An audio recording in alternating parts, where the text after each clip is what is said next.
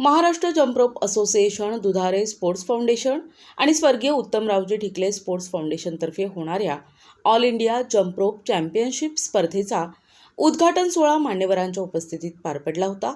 स्पर्धेच्या दुसऱ्या दिवशी शिवछत्रपती पुरस्कार प्राप्त अशोक दुधारे यांच्या मार्गदर्शनाखाली होणाऱ्या आणि खेलो इंडिया अंतर्गत नाशिक जिल्हा तलवारबाजी असोसिएशनतर्फे जिल्हास्तरीय वुमेन्स वरिष्ठ गट तलवारबाजी स्पर्धेचे आयोजन करण्यात आले होते। या प्रसंगी जिल्हा क्रीडा अधिकारी सुनंदा पाटील, माजी नगरसेवक दत्ता पाटील, असोसिएशनचे पदाधिकारी दिव्येश गोयल, शिवछत्रपती पुरस्कार प्राप्त राजू शिंदे, महाराष्ट्र जम्परोप असोसिएशनचे महासचिव दीपक निकम पाटील, तालुका क्रीडा अधिकारी अजिंक्य दुधारे, जय शर्मा हे उपस्थित होते। मान्यवरांचा सत्कार झाल्यानंतर महिलांच्या या तलवारबाजी स्पर्धेचे उद्घाटन करण्यात आले। त्यानंतर स्पर्धेस प्रारंभ झाला।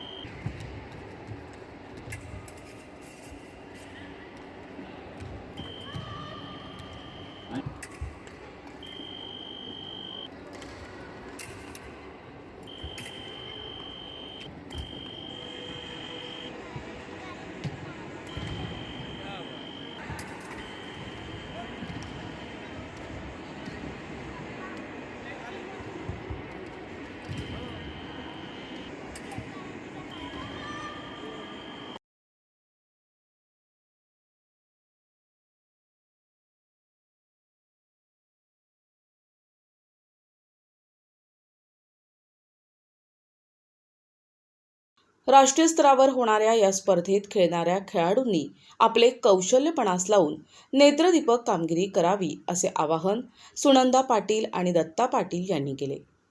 खेलो इंडियामार्फत जी अस्मिता लीगच्या स्पर्धेचे आयोजन केलेले आहे त्याकरता उपस्थित सर्व पंचाधिकारी, सामना अधिकारी आणि सर्व खेळांचं हार्दिक स्वागत करते आणि त्यांना या स्पर्धेच्या निमित्ताने हार्दिक शुभेच्छा देते। दत्ता पाटील, नाशिक जिल्हा पेन्सिल असोसिएशनचे प्रेसिडेंट, या खेलो इंडिया वुमेन्स पेन्सिल